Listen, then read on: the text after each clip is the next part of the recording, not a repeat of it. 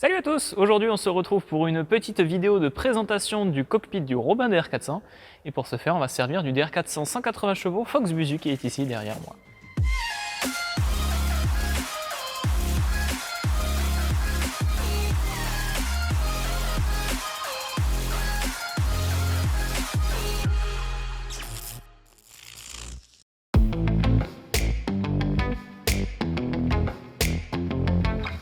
Pour monter dans l'avion, il faut marcher sur la partie noire, pas donner de coup de pied de préférence dans les volets, et vous avez une petite poignée juste ici, donc vous pouvez vous servir pour vous agripper.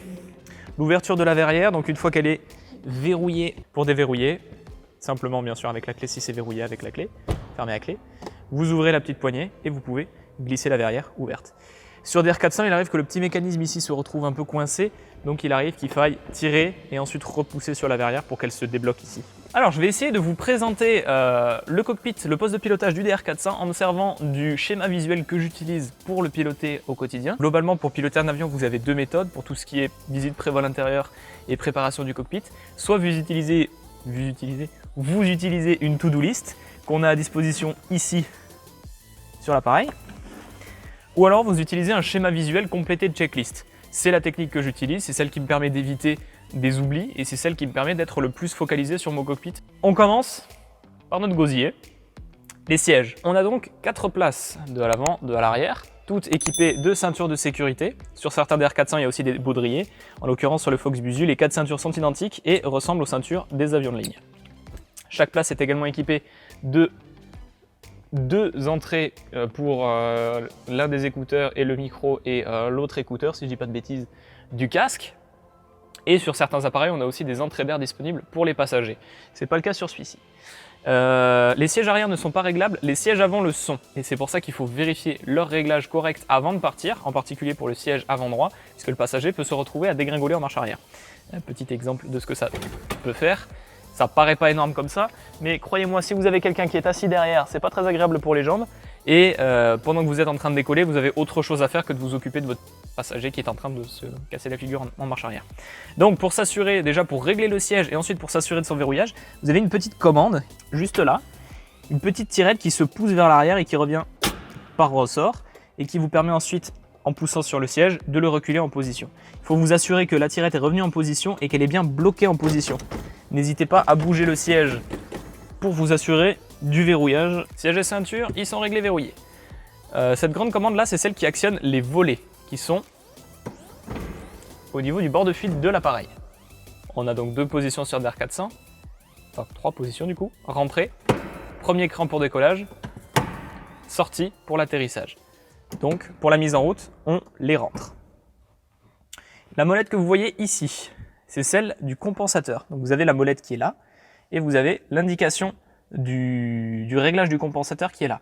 Le compensateur, c'est un petit tab, laissez-moi vous le montrer, hop, là où il y a écrit ne pas toucher là-bas derrière, c'est un petit tab qui va vous permettre de réduire les efforts sur la gouverne de profondeur quand vous êtes en train de piloter.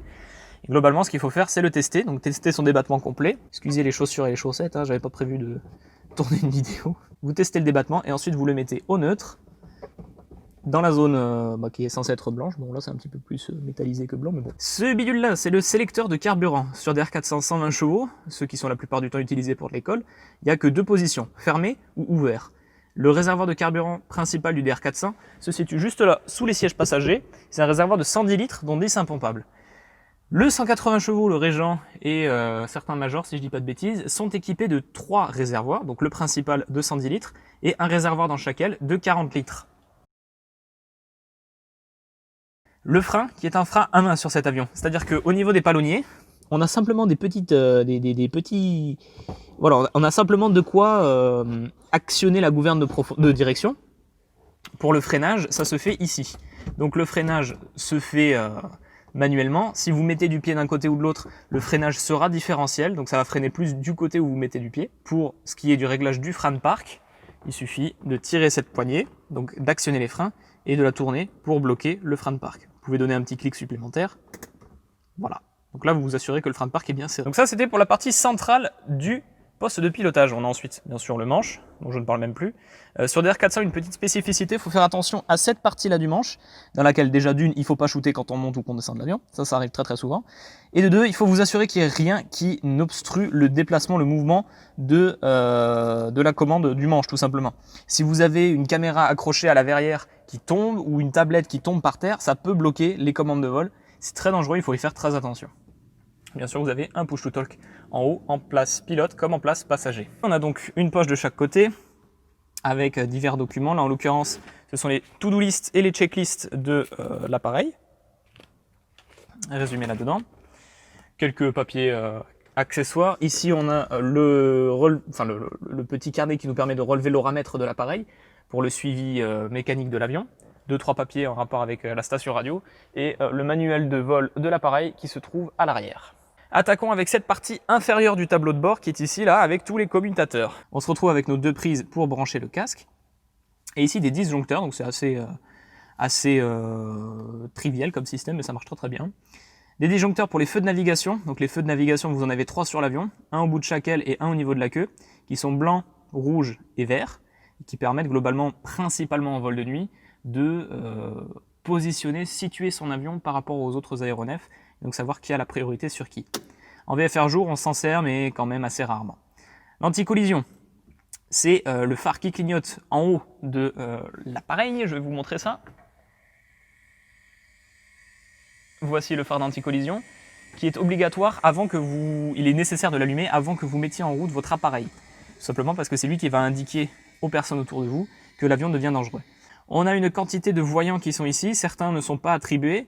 Ici, on a le slot dans lequel se glisse la clé et la sélection des magnétos. Les magnétos, c'est ce qui va permettre aux bougies de créer une étincelle qui va donc permettre au mélange de d'entrer en combustion dans les pistons de l'appareil. Contrairement à une voiture, on a 2 bougies par cylindre sur les avions et on peut sélectionner quelle bougie on décide d'utiliser, quel magnéto donc on décide d'utiliser à un instant T.